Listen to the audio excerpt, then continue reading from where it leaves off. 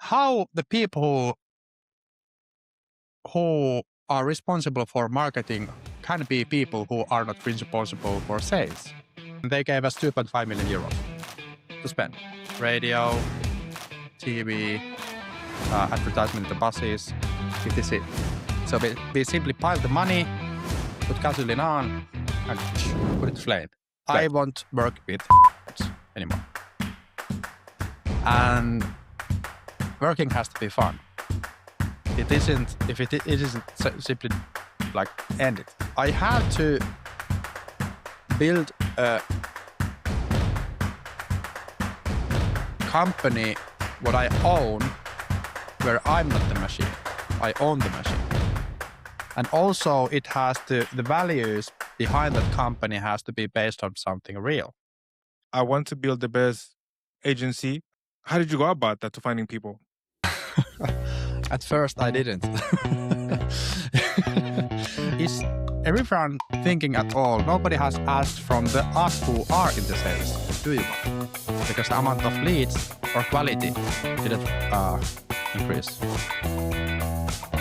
I'm asking, Daniel, I'm asking questions here.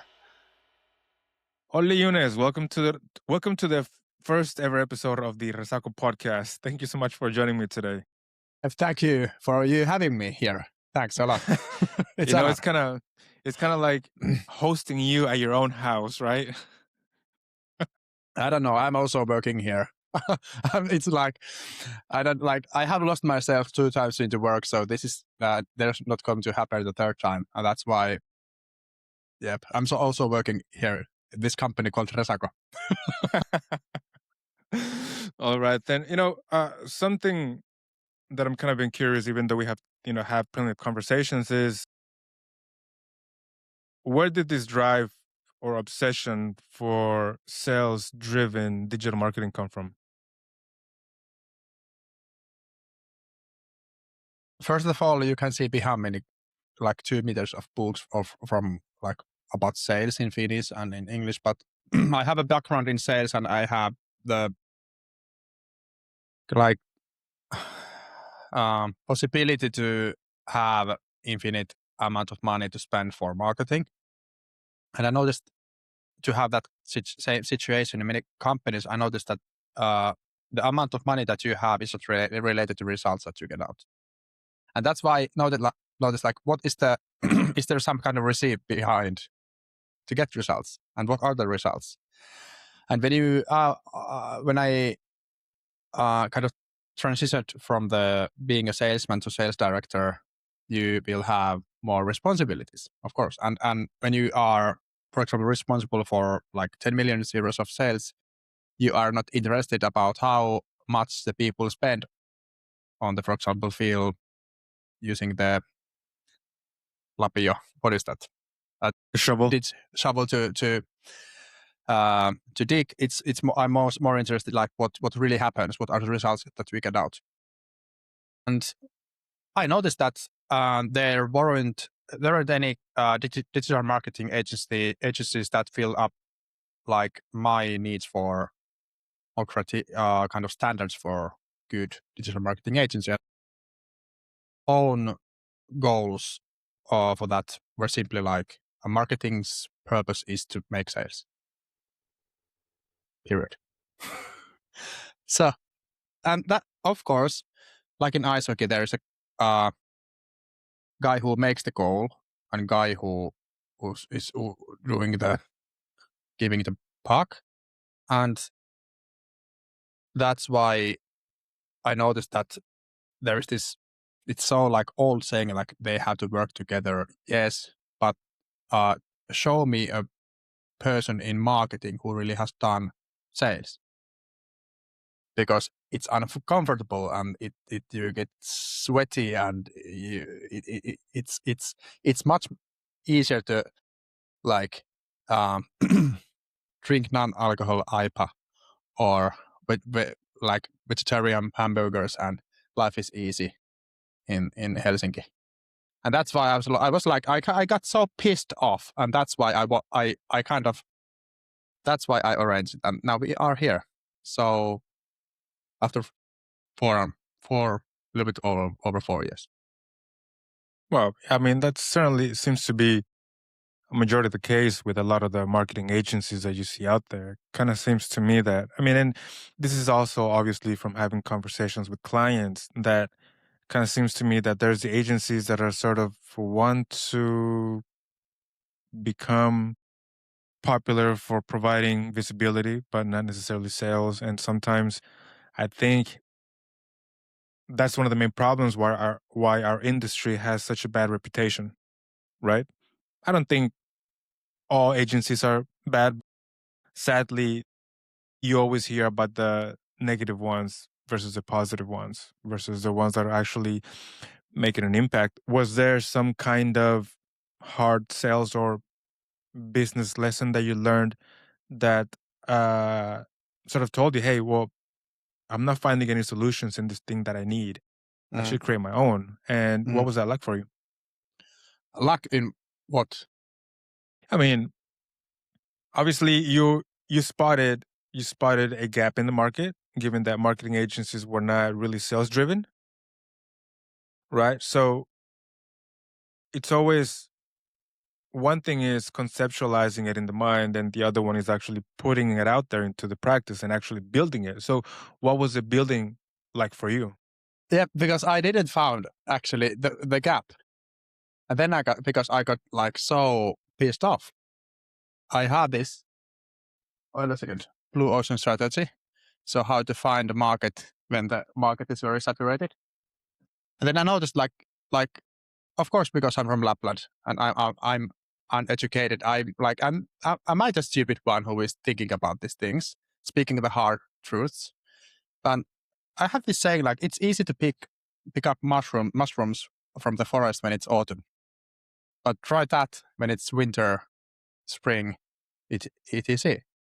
So that's why the whole industry have kind of picked mushrooms 10 years. It's zero interest rate market. And what I mean by that is, what I mean by that is market have changed so much that the skills that the industry in this marketing have at the moment don't work anymore. So we come to this question at the moment, like, or now is like, were there never even a skills? You get my point? So because it has been so easy. And Facebook, Amazon, Oracle, all over the world are firing at the moment much people. And there is this saying about that, like how much fat came in this zero interest rate phase in the market. And it's on average, it's like 25% of the all white collar jobs.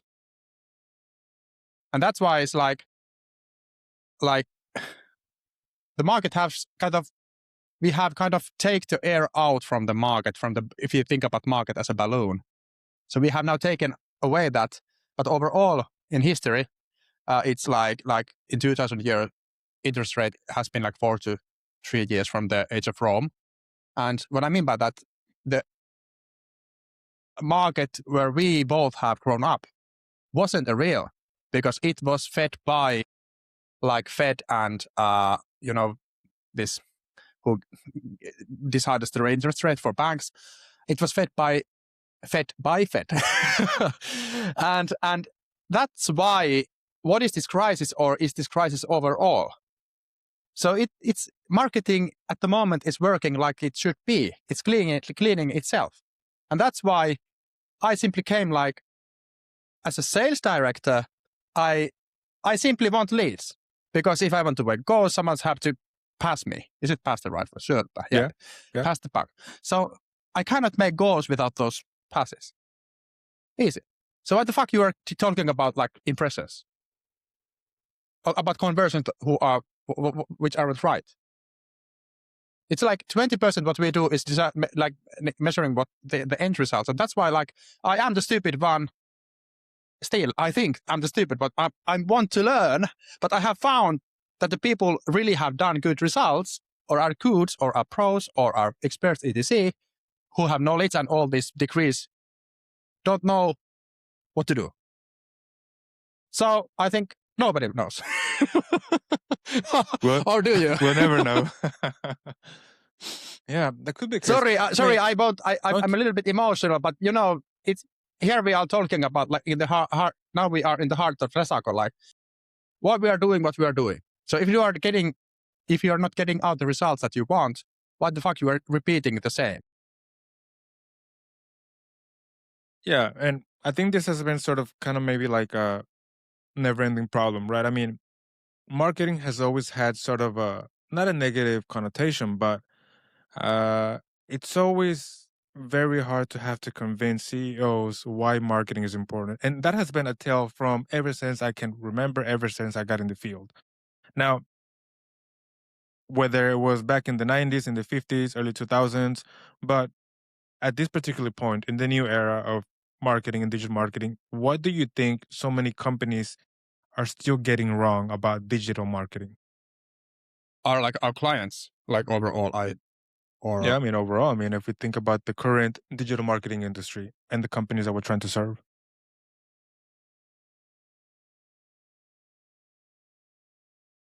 my angle to this topic is like, what is important overall in business? Mhm. It doesn't matter how good your product is from your like own perspective.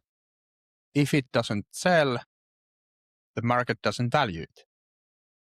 Now we come to Salesforce. Was Salesforce on its time and they started the best sales CRM? No.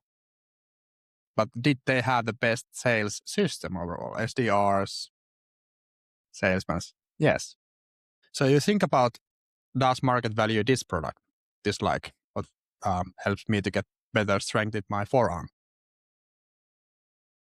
If I'm paying about this in mini money, it's a market here in Finland, Rovaniemi, 10 euros, I could easily pay 8 if someone put a brand better than this gym stick here. Same product. So that if we are in discussion about like, do we really understand the value of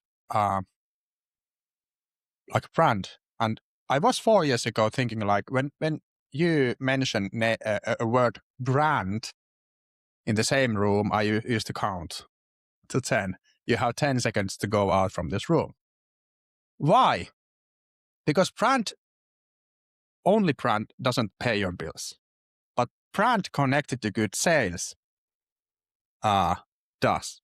So the first and the most or the biggest reason for that why companies go bankrupt is that they don't have a demand in the market or not have enough sales. Even if your cash flow is too high or shitty, you are minus, you can still fix that with sales. So sales is the key.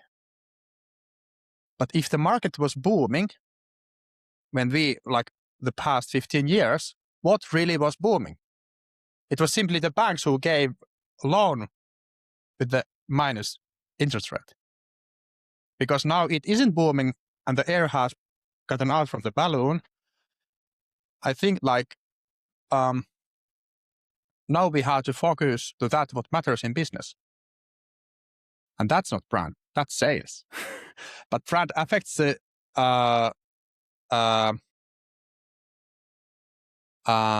brand affects to that how much you are willing to pay for the product. So that's, for example, that's why I think the way to succeed in this digital marketing industry is not to be the cheapest one. Because I used to, because we are of course talking about this price issue, is like, this price issue is that is like you can make the business because you need a professional, so like actually minimum 5 of those to do the digital marketing right. You can take 700 euros or 1,000 euros per month out of it. It's like someone has to think, someone has to do, even the AI does the job. Someone has to tell to the AI what to do. And that's why I think like overall, if we are not in the same page with the client about what they want to do in their life, what were their goals overall, when they kind of put the company up, and we are not talking about the vision, we are not talking about the revenue, we're not talking about the EBITDA goals overall, and we are talking about how much this fucking meta channel costs per month. Mhm. It's like our view is too narrow. It's too narrow. You have to, as a CEO, you have to think about the strategy. And when I used to ask, like, people, I have found that companies have a marketing budget. In Finland, it's 1/3 compared to Sweden, usually, on average. And usually, I ask, let's say it's 10,000 euros, for instance, where that sum comes. So someone has decided in management board that it's 1%. Okay, where that sum percent is based on. So it's based on because CFO decided so. Okay, so the CFO is the marketing manager or in charge of. Like, and then I asked the CEOs, like, am I the stupid one?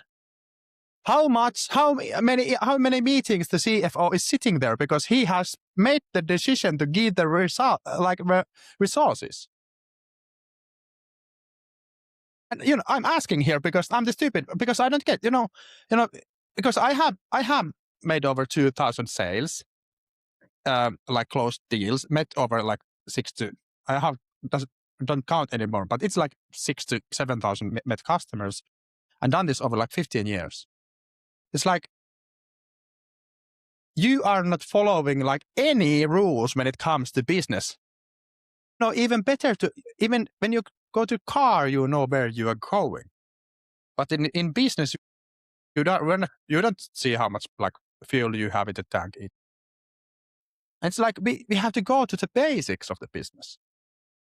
And that's why kind of marketing overall have kind of fucked up the thinking, like what is marketing? Marketing's goal is to make sales. Not like good looking fancy websites, but that don't sell. Sorry, Yeah. again, I'm like No, that's fine. That's fine.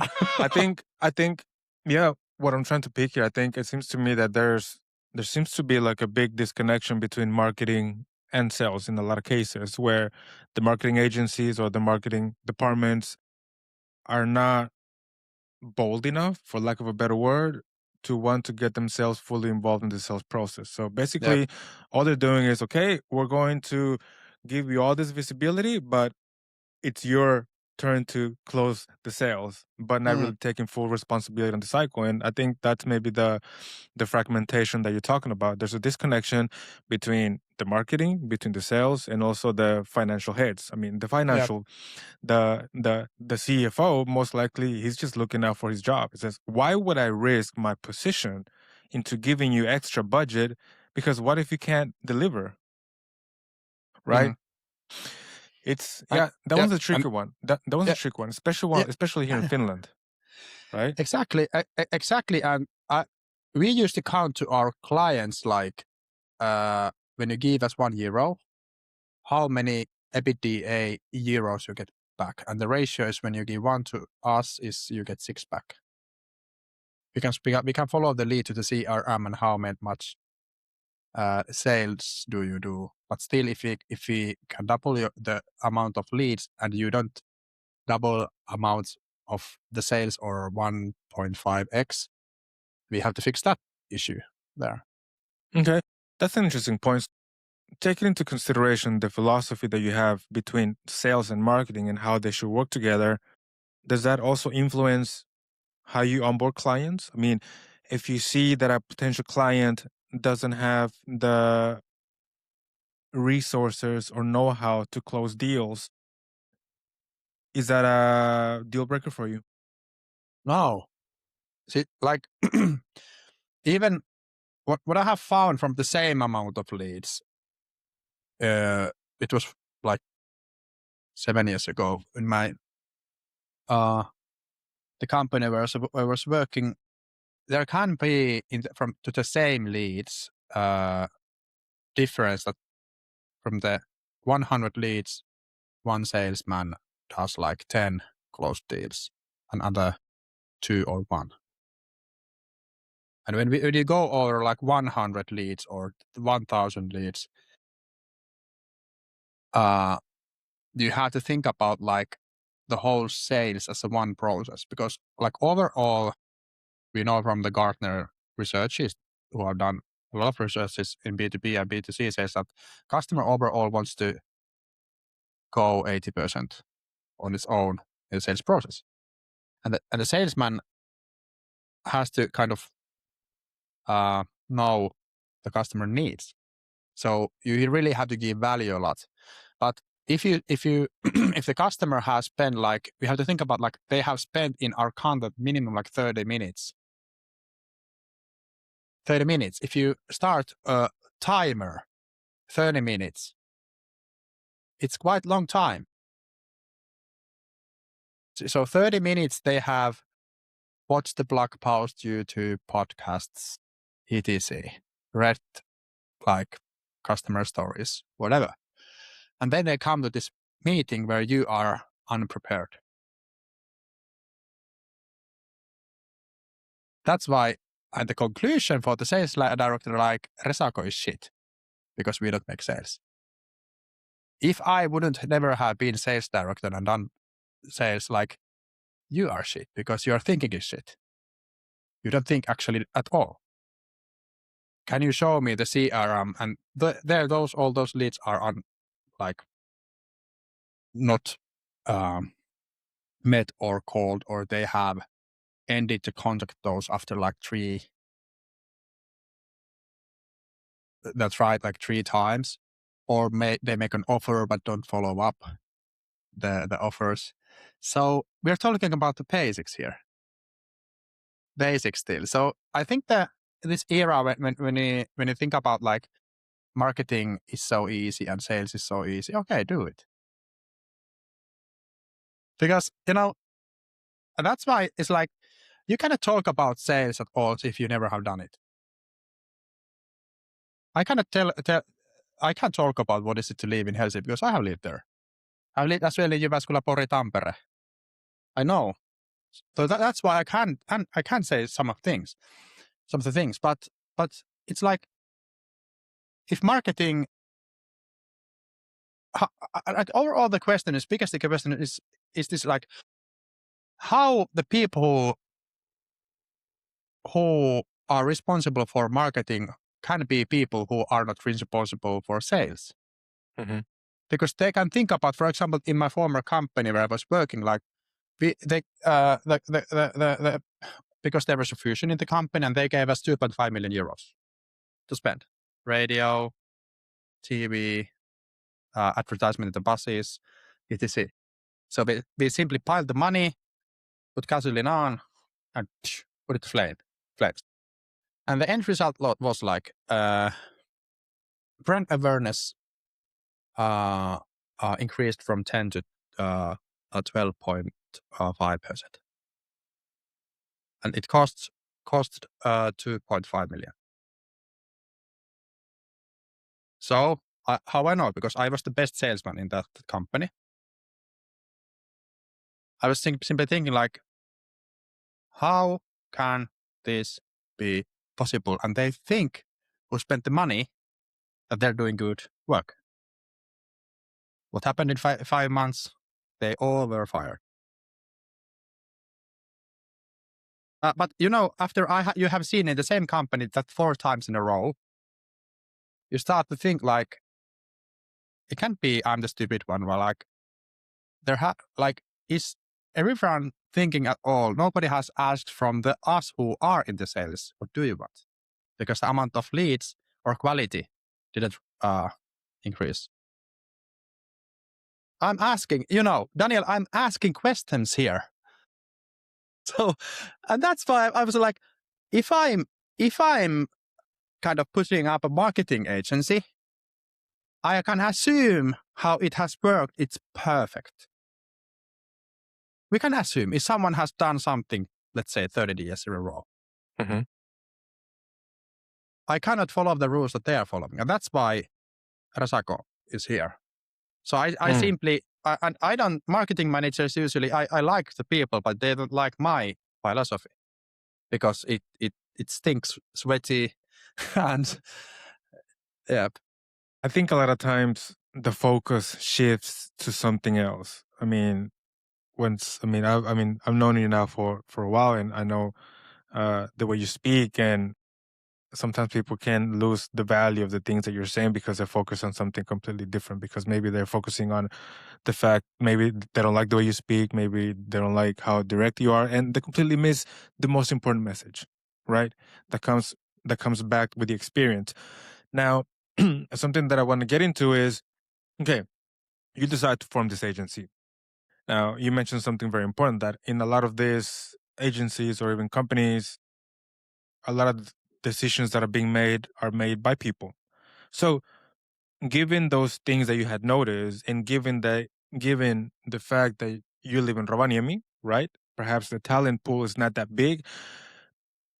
How was it that you decided, okay, I'm going to build this company, but I want to build the best agency at some point? How did you go about that, to finding people? At first, I didn't. Actually, my first goal when I put Resaco was to have a company with like 600,000 euros revenue per year, and then I do it by myself and like other dudes. But then I noticed like the reason why I moved to Rovaniemi was to kind of free myself away from the rat race that you're living there in Helsinki, Southern Finland. Sorry, Daniel. I really It's all love you right. all, but this is my joke of talk. Okay, so then I moved here, and then I noticed like I'm again in the rat race because I'm giving my time 8 hours per day to think. It only have kind of a change from the being sales director to serve in blog posts, you see. So I had two options. I had then, so to build an agency in an industry, ChatGPT came after the first of 1.5 year. And now it's like nobody for real uses that anymore, the ChatGPT, but a lot of has changed. I thought like I had to build a company what I own where I'm not the machine. I own the machine. And also it has the values behind that company has to be based on something real. Because I had 2 burnouts behind me and the third is not going to come. So first of all, I will choose where I live. You can choose where you live. Second is, I won't work with dickheads anymore. And working has to be fun. It isn't, if it isn't simply like end it. So every morning when I woke up, I think like if I'm loving what I'm doing, I have like everything, because it's like there is this saying about how to free yourself from how to get like financial freedom or some kind of freeing up yourself from the system. It's like go to monastery, be a priest, get like passive income as much as possible to like cover your fixed costs, or 3, do what you love, because the income like doesn't matter anymore. So I thought like I don't want to go to monastery, and the market at the moment is not good to buy those apartments. I said, and third one was like this, to arrange this company. And then I noticed that quite fast that in Rovaniemi, if I recruit 1 people to force to the office if I don't want it. Why force someone to do it? And then the first recruitment in Rovaniemi, I got like 20 people. Second remote was like 60.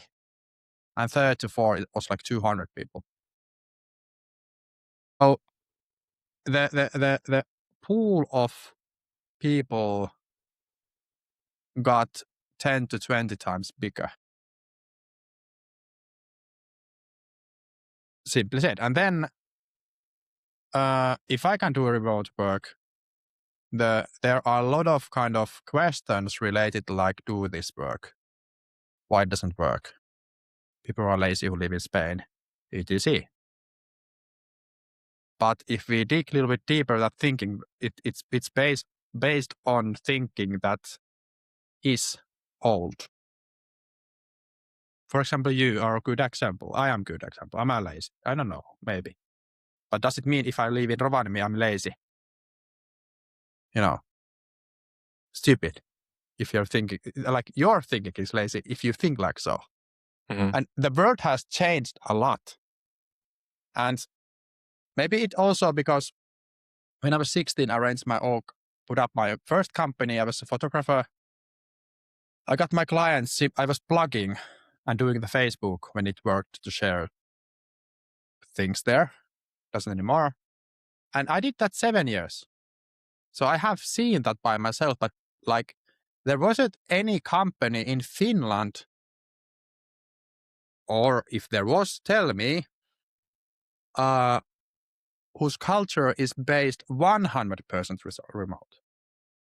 So totally to remote. There are companies who were forced to do the business remote due to Corona or COVID. But after 2 years, we now are discussing about like hybrid work, which is simply forcing you to office 3 times in a day, that your middle manager can meet you and talk shit to you. And you like, what the fuck? Like, and that's the case. And I have noticed it has like overall the journey hasn't been easy, but I have found like there are more questions than answers. And I have found in this kind of journey a lot of answers as well. The culture has to be based on trust, but also to build a company where your standards are really high. It's like leadership order overall in this kind of company is like a flame. Someone will burn in it, and someone will kind of enlighten it, kind of or get warmed. And that's Mhm. why it's like I'm having like on daily basis this discussion inside my head, like are my standards too high?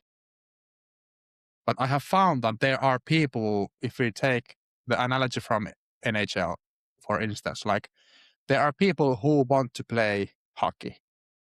Some want to be the best one, or just to play in AHL, or like lower like levels.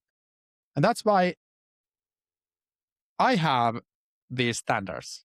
And like it's okay for you to have yours. But if I'm not like I'm telling this like daily, I have this McLaren Lego car that my boy Alvar made. So we are building this. Not be in the middle class in the Formula One. Win the fucking championship. That means that kind of attitude. I was yesterday discussing with Heikki Huovinen, who was the Sebastian Vettel's kind of Like mental coach. Yep, mental coach there from Hinsa. And I said like, Heikki, like, am I right that where people are, when the standards are high and we're getting good results out, people are smiling as well there. And Heikki was like 100%. So it's like the question about like why you are working here overall if you're not willing to do that. Because to build a house, you have to do the groundwork before you can live there. And that's why coming to Resaco at the moment was different than 4 years ago. And we are a totally different company in 5 years. But overall, like building a winning team takes 10 years. And I have found that 99% of the people, 90% will lose, give up before they have even started because they think it's hard. 5 to 6% will lose the or don't want to do the work because it's hard, get sweaty. I don't want to like get sweaty or it's hard. And the last 4% will never ever give up. Never. It's not an option. And that's why I think like as long as people want to do this, we will. But do something with like where you are not trying. I don't get it. Why to even do? Why to even like I don't get it. And that's why I have found that people who are working in companies who are really in pain due to bad leadership, due to this and that. I think I have found that the world overall has gone, or nowadays is too easy. Life is too easy overall.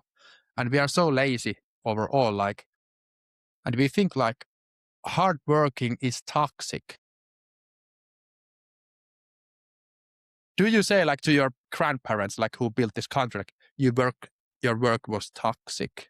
It's like you're not honoring at all their work. And that's why I think like overall, like I have found that the where we really give something what is for us meaningful and put the hours in,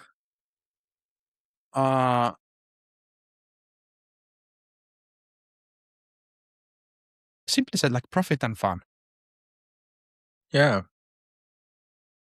I couldn't agree more. I think I don't know at what point suddenly there was a shift of mentality in terms of demonizing hard work and like the whole term of work-life balance.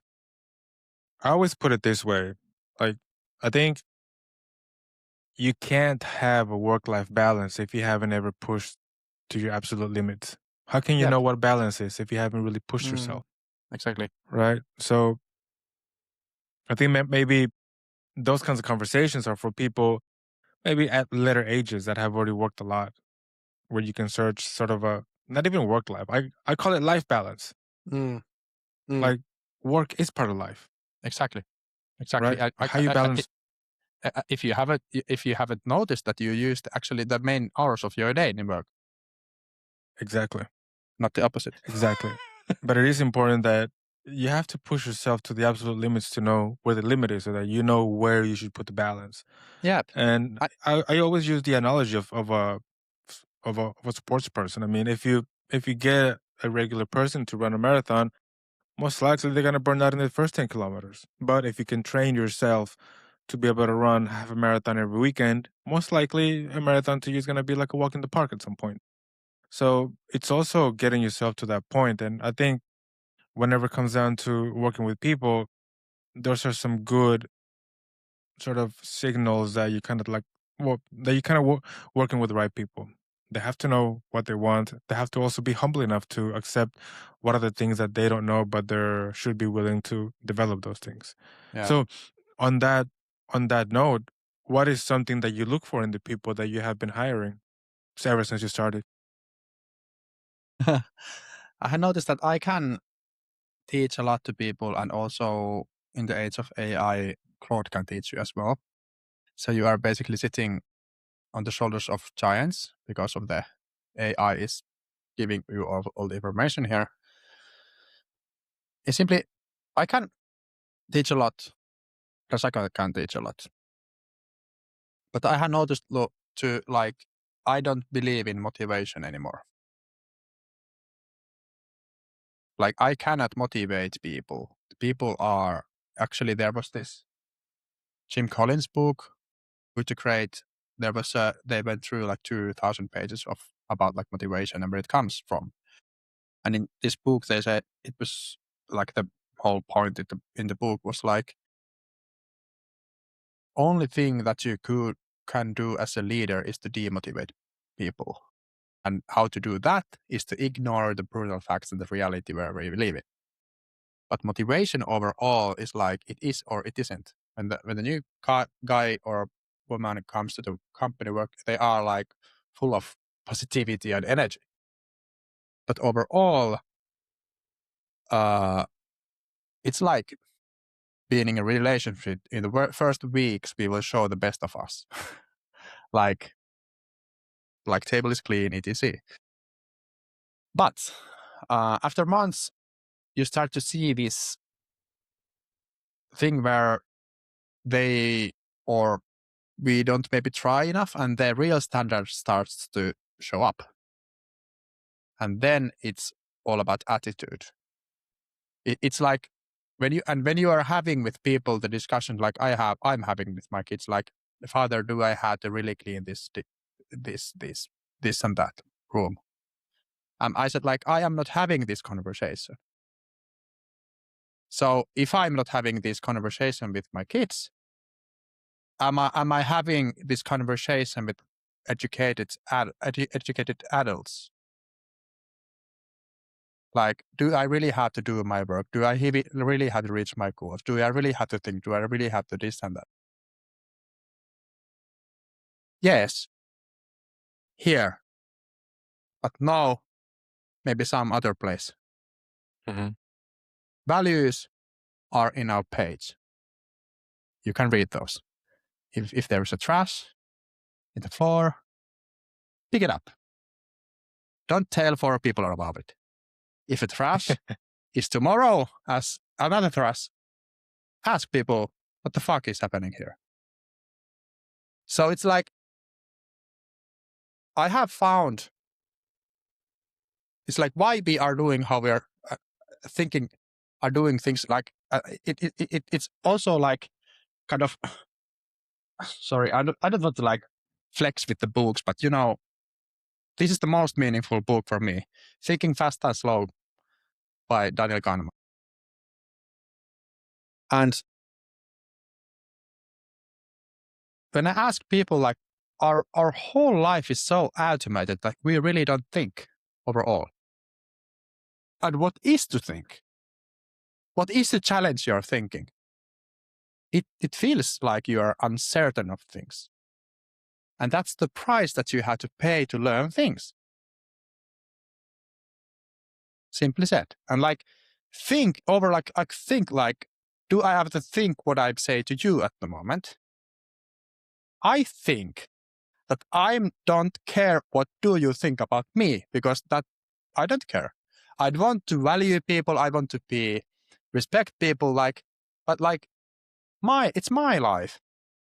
And like, there is like thinking about my thinking, like, have I really thought like what this kind of thinking leads? Someone maybe don't like me. Okay, that's life. We will die. If I spend my life thinking about what you are thinking about me, it's like, that's waste of time. I'm honest. You are not. I'm like, you get the point. Yeah. You are, but now we come to this, like, with like we teach the emotional, like, how to handle our thoughts to kids, our kids, but we cannot do that by ourselves. What the fuck? Like, and that's why, like, we don't think that. Like, and that's why I start, like, I'm only asking here. I'm asking questions like, why? So Elon Musk has said, like, is the question more important than answer? And the question is important. It's like, was it like Armstrong or who said to, because he was, there was this known YouTube video like where Elon Musk is crying about his heroes Yeah. are not believing, like, and like, can a rocket land like this? And they said like, no. So it's like, what thing in the law of physics is restricting that or not making that possible? Because he knew that the graphics card that measured the angle etc made that possible. And then now this guy have cut 99 point something percent off from the cost of rocket like launching. So it's like, if the old way of thinking doesn't work and you are not reaching your goals, I'm not getting, if kids can do that, what has happened to us? It's like, now we come to this laziness overall. It's like, sorry, I don't want to, because this is so important thing about life, but like, I love a lot of in Sto, like, is it like Stoics or Stoa? Yeah, Stoics. Yeah. Yeah. And it's all about like thinking about your dying and how to spend your life. And only thing like kind of differs us from the animals is to use your common sense or having your thinking overall. And if you think about what kind of animal kind of drives animal is to have sex, to eat, and drink well. And we humans as well. But thinking and being yours, like what separates us from the animals is that like we cannot use our like brains for not eat the candies, to go to the gym, to reach the goals. And why we are not doing the thing that we really should do. And overall, in the school system yesterday, we noticed that PISA results have gone down. So mathematical skills is easy. So like, way to handle that if you don't reach the bar in Finland is to lower the bar. So if the butterfly, before butterfly grows up from this cake, it's like, what's the word, from the cocoon. Yeah. Okay. So there was this research, like if you make with a knife a little hole to that, the butterflies who grow up are not strong enough. Mm-hmm. And the same, those butterflies who had to hit their head much more. So that's why I'm simply asking this, is our life too easy? Like, and do we really use our brains, etc? And that's why it's like, it's what Resaco is all about, to live your life like it should be living, like living and then like being curious, be kid. Yeah, exactly. Me, kid. Yeah, I think that's definitely something very important, to always keep that curiosity.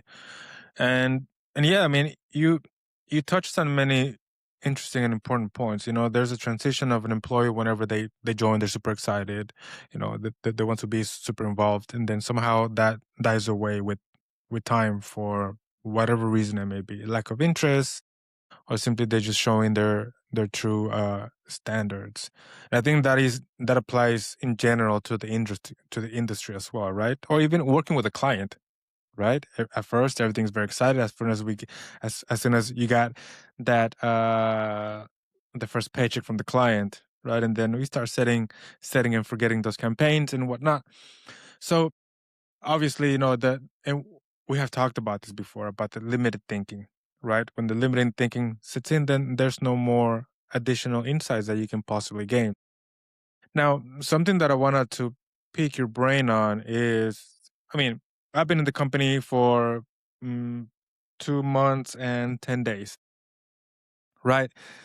And since the very beginning, it was the moment whenever we started shifting towards the better use of AI to develop our own tools in-house, to sort of start separating ourselves from the SaaS companies that perhaps were costing us a lot of money. And I want to pick your brain on this. So I saw a post that you posted on LinkedIn about the prime minister of Estonia, who are going to be training, I think was it over 100,000, I think it was over the next 18 months, 100,000 people will receive AI training and 1 million AI learning bites will be delivered. And you mentioned that we're fucking this up in Finland and all by ourselves, totally consciously. So I kind of see a correlation. I see a correlation with what we are doing at Resaco, with the comment of Kristen Mikal. But is that something as well that you see that is preventing companies in Finland and the country itself to succeed and to grow with AI? It's due to we don't have a history as a country. We are a young country. If my grandfather used 5 years of his life to defend this country, which was 30 to 40 years old. We don't have money. We don't have skills to manage the money. We don't have skills. We are in the 70s, 80s, all of our industry was based, or GDP was based on factories, forestry. And that's why it's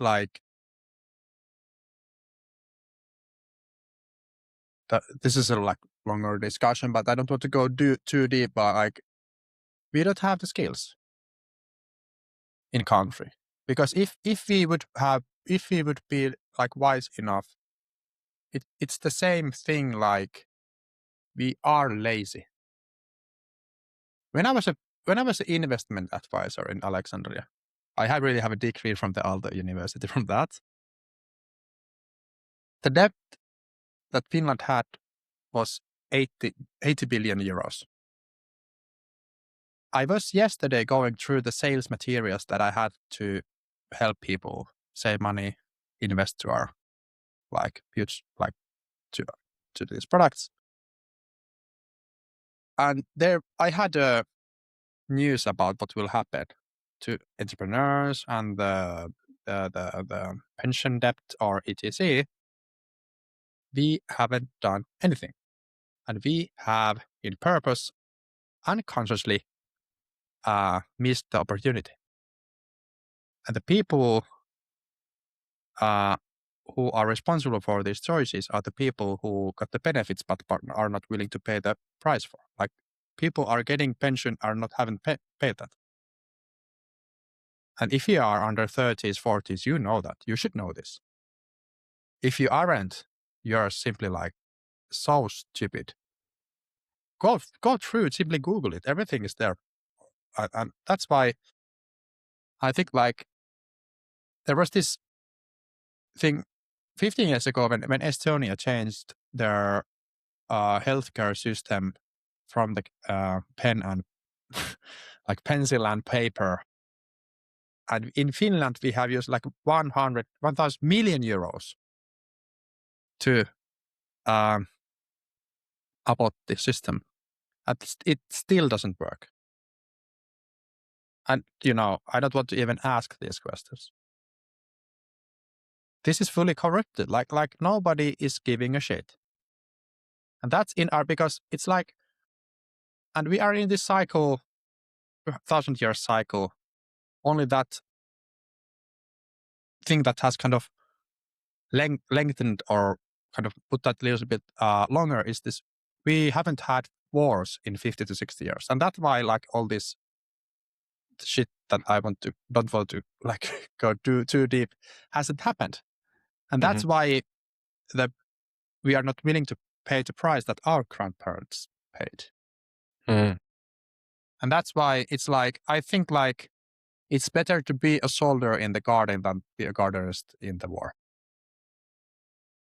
And then it will come to this what is it to be a soldier? You want to fight me? Okay, try. I'm prepared. And how to prevent war is to be prepared. Yeah, exactly. And in your life, Yeah, you get the point. You get the point. Yeah, absolutely. So to kind of go a little bit deeper into all the things that are under development in the company in terms of internal systems that we started to build, what does that mean for the clients? If you're building all this infrastructure using AI to its absolute limits, what does that mean for the clients? Yep. Like overall, thinking is everything. Like why you do what you do. Like still, if you get let's say like everyone can build a SaaS product or everyone Mhm. build this and that. It's like what you are doing, where you are going, what you are doing, why you are in this industry overall. What are your goals? And if you are an entrepreneur, the goal is to sell the company one day. And there's this saying about you don't sell a company, companies are being bought. So they're being bought by, is there predictable sales? Is the EBITDA good enough? etc. So I think AI overall there are phases where for example, Google said like AI produced content was good, and now it isn't. And I think at the moment we are in a situation like because there are a lot of opportunities and there has been kind of and a lot of like every company have the same tools. It's all about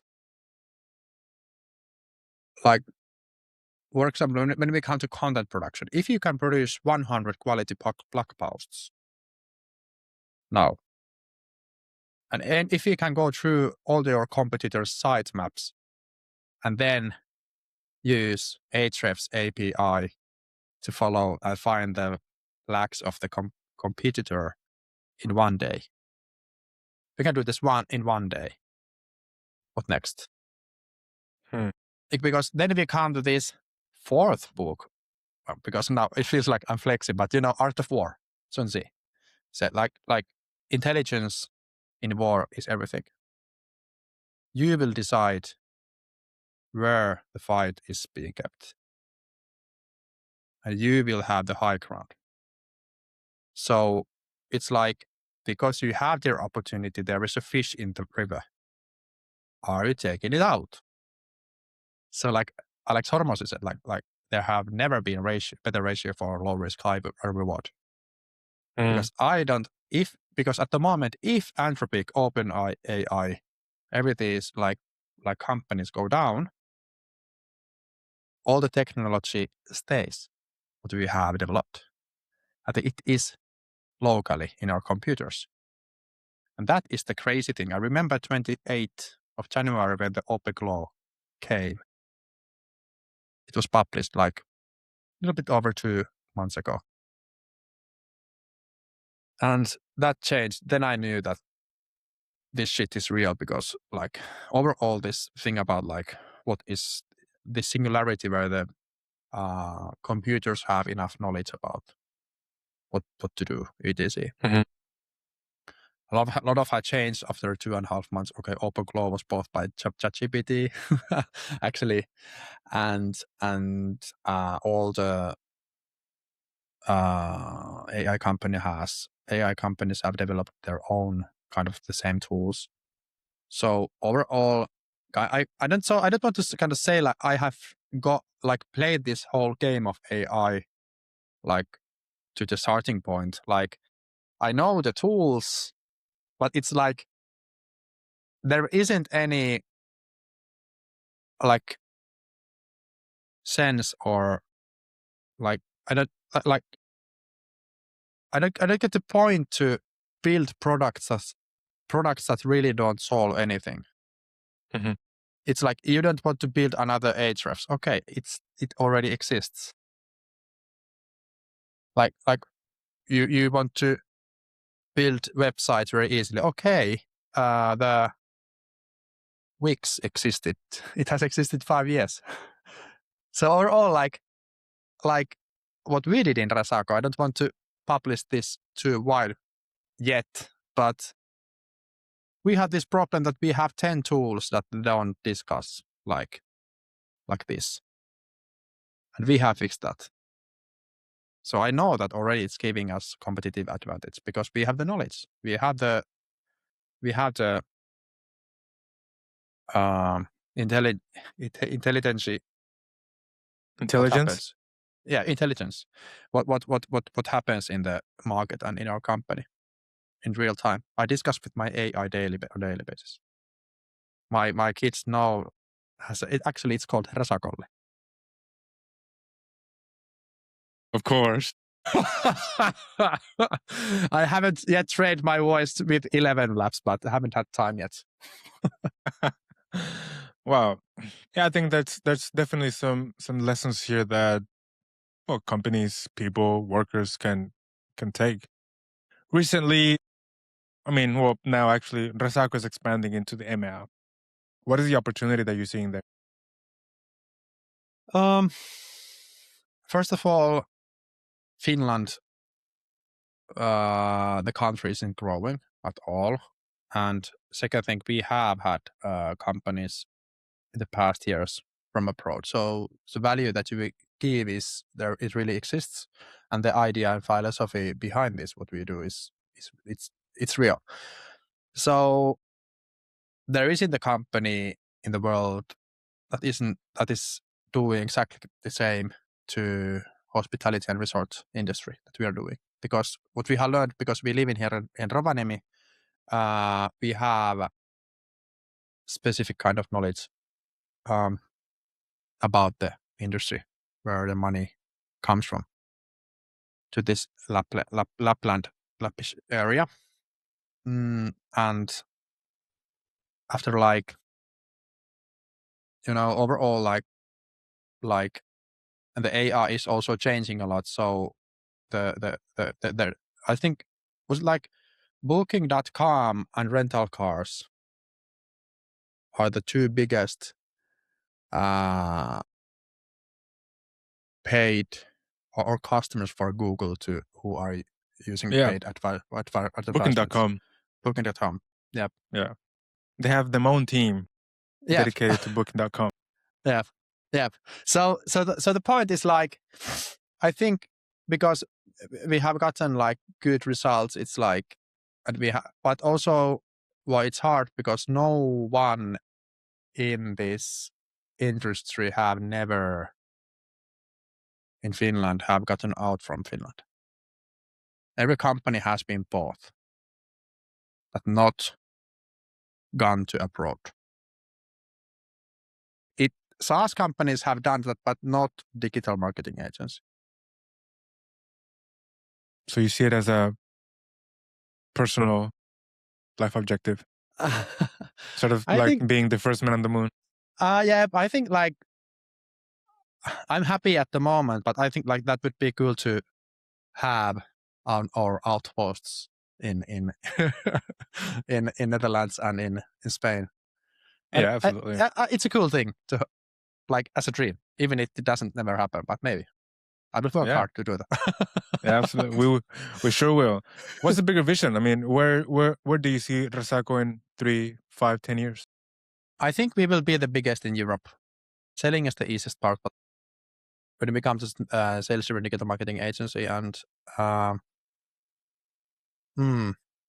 yep, and have fun, nice and cool shit with people and enjoy life. Work hard, I have to admit, but that's life. Yeah, it is. Only if somebody's listening to this, what do you, I mean? We have talked a lot. We have gone through different things: life, business, entrepreneurship, the future, AI. But if somebody's listening to this, what do you hope is the main takeaway? Easy question. I think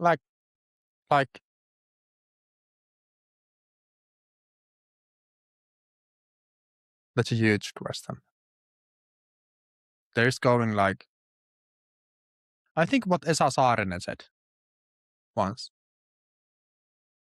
quality of your life is the quality of your thoughts. So change your thoughts, change your life. It's all about attitude. Beautiful. Olli, it has been an absolute pleasure hosting you today for our first ever episode of the Resaco Podcast. Where can people keep up with you? LinkedIn, Instagram, Facebook, X, everywhere. Resaco Olli Junes, search with those both. And I mean, I think like it felt like I just got started because I think like overall, I think I have gotten to the situation because I'm not afraid anymore. If I'm not afraid of death, why I'm like afraid what you do? Yeah, exactly. So that's why at least like this is Resaco. What it is it all about? But yeah, you can follow, and thanks for you, Daniel, having me in this podcast. Of course. Very well, then this is the first ever episode of the Resaco Podcast. Stay tuned for more to come, a lot more interesting guests and a lot more insights to come. So bye, everybody. Yes, bye-bye.